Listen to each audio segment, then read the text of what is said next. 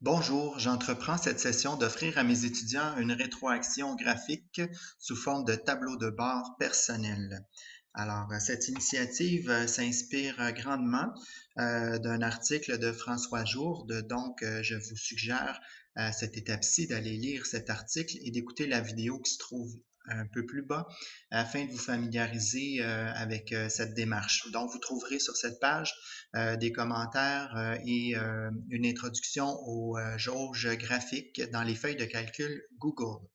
Ensuite, vous serez heureux de revenir écouter la suite de cette présentation pour voir que ma démarche finalement consiste à créer un document maître et à partager les données qui concernent chacun des étudiants sur des documents individuels. Donc, l'idée, c'est de permettre que les données du document maître soient publiées automatiquement dans les tableaux de bord individuels qui sont partagés en lecture seule avec les étudiants. Alors, pour ce faire, la première étape, ça va consister, donc on va arriver avec un tableau de bord qui va ressembler un peu à ça. Donc, la première étape, ça va être de constituer un document maître.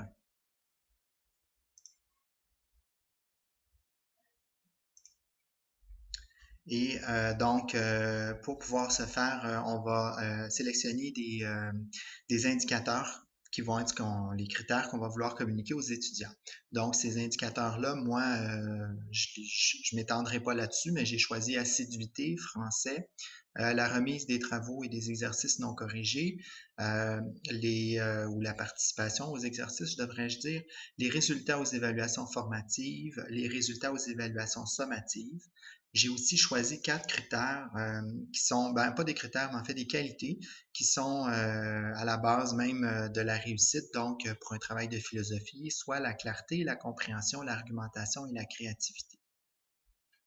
Donc, je discuterai pas trop des indicateurs, mais l'important là, c'est de voir que vous pouvez les adapter en fonction de vos besoins. Euh, Maintenant, du côté, si on regarde plus de manière plus technique, la première étape, ça va être de créer un document qu'on va appeler un document maître. Vous pouvez aussi copier le document ici et l'adapter à vos besoins.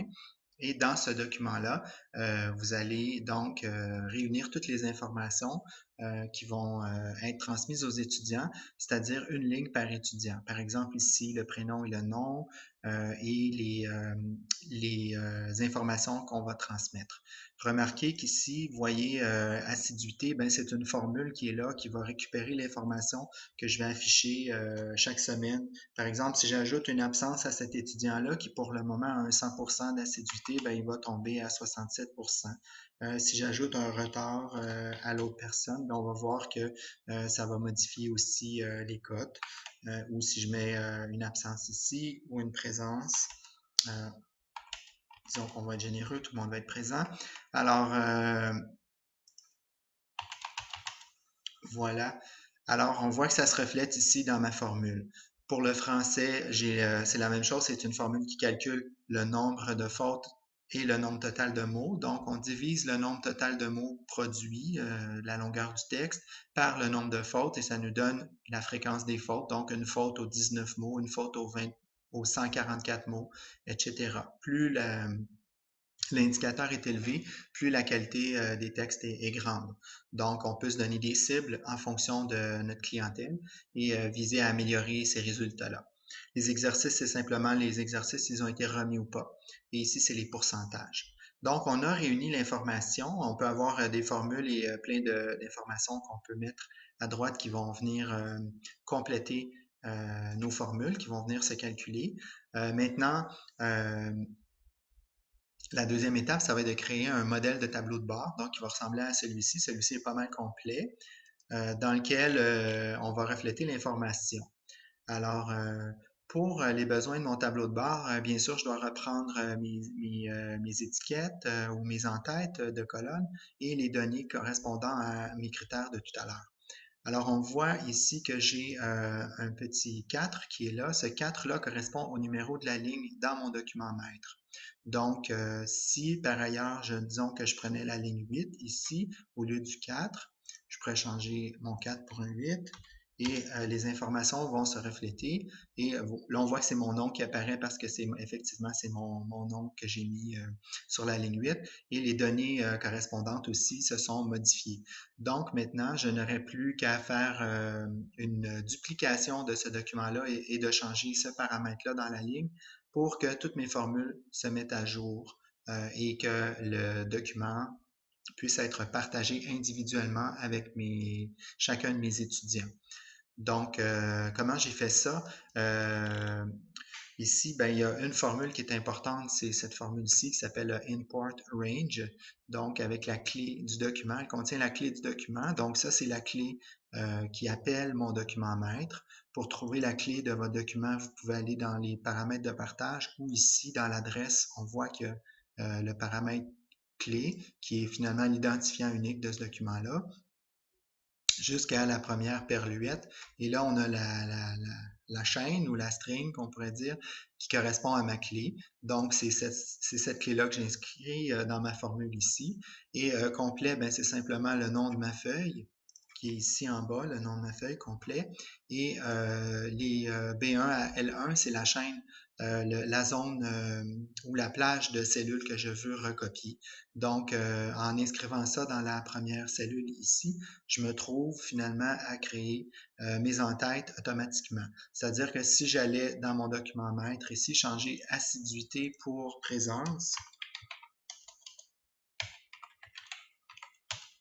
bien, ça va se refléter ici. On va le voir, ça s'est déjà modifié là. Si je vais dans ma colonne ici et que je remplace une absence par une présence, disons que je vais me dépêcher, là, je vais rentrer l'absence, je vais tout de suite aller dans l'autre document pour qu'on puisse le voir. On voit que mon document va se mettre à jour ici, on le voit en temps réel, le pourcentage. Donc, on comprend le principe qu'en copiant simplement ces données-là, on arrive en copiant cette feuille-là, on va arriver à créer des feuilles différentes pour chacun de nos étudiants. Il ne me restera plus ici qu'à partager ma feuille avec mon étudiant. Donc, j'aurai l'adresse ici en première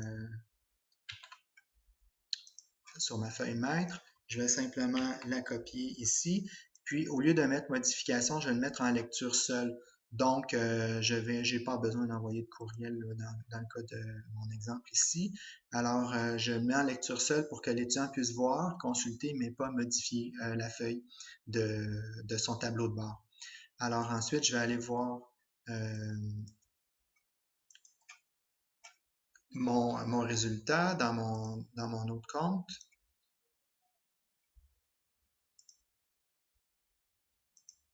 Donc, est-ce que je vais, oui, ici, voici mon modèle de tableau de bord qui a été partagé.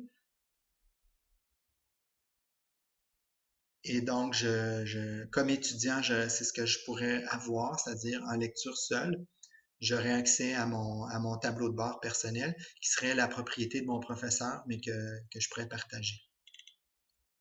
Donc, si on revient à notre document, modèle de tableau de bord qu'on va dupliquer. Ici aussi, j'ai ajouté une troisième chaîne d'importation qui correspond à des explications que je ne voudrais pas avoir à réécrire manuellement dans chaque travail, mais simplement à l'explication de mes indicateurs qui, comme là, j'ai mis clarté ici, compréhension, il n'y a rien, argumentation, il n'y a rien, créativité, il n'y a rien. En cours de session, je vais pouvoir aller bonifier ces explications-là et ça va se refléter dans toutes les fiches qui vont appeler l'information à partir de ma feuille maître. Donc, sur ma feuille maître, j'ai créé ici une feuille qui s'appelle détail. Ça, j'ai pas besoin de ça ici, je vais l'enlever. Donc, dans détail, j'ai ici les plages qui vont être importées. Si j'enlève choix de mots ici, ça va s'enlever dans ma feuille, dans tous mes tableaux de bord. On voit que c'est déjà enlevé. Choix de mots était à côté de clarté. Donc, maintenant, pour ce qui est des jauges, techniquement, disons qu'on enlève cette plage de jauges-là, simplement pour voir comment on a créé nos jauges dans notre tableau de bord. Alors, je n'ai qu'à sélectionner les sources de mon graphique, à faire une insertion ici de graphique. Là, il me l'offre par défaut parce que j'imagine que je l'ai déjà utilisé, mais si on ne le voit pas, on pourrait aller chercher dans Autre ici la formule le modèle de jauge et à ce moment-là, on l'adapterait à nos besoins. Donc, on peut personnaliser. Là, j'ai pris les quatre en même temps parce que les quatre vont avoir la même échelle de gradation et les mêmes plages de couleurs. Donc, comme c'est pas, ça va être sur 5, donc je vais personnaliser. Je vais mettre un ici et 5 maximum. Les plages colorées, disons que je vais mettre de 4 à 5, ça va être bon, ça va être vert. De 3 à 4, ça va être jaune. Et de 0 ou de 1 à 3, ça va être rouge. Donc, je vais l'insérer tout simplement comme ça.